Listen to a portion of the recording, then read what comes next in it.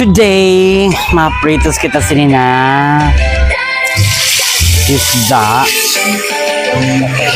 Okay, ay gisahon sa siya sa ini sa tangkwa.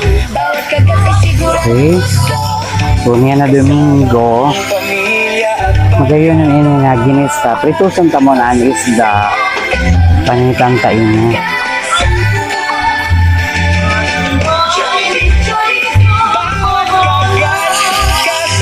So ayan, gisahon ta ini tapos na kita magprito. Okay, magisa na kita sibuyas, bawang, luya.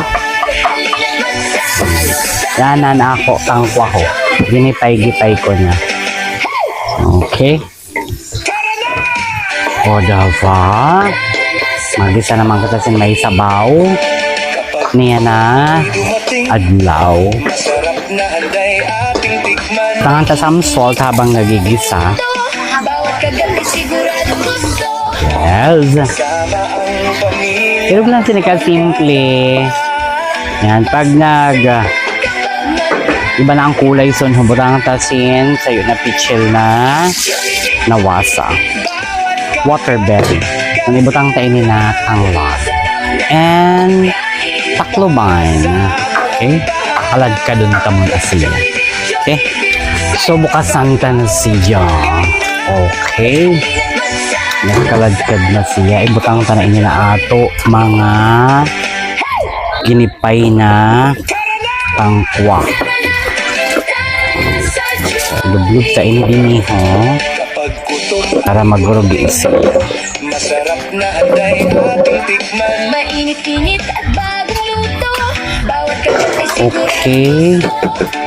Kasama ang pamilya at nan ibabaw tan ato piniritong isda.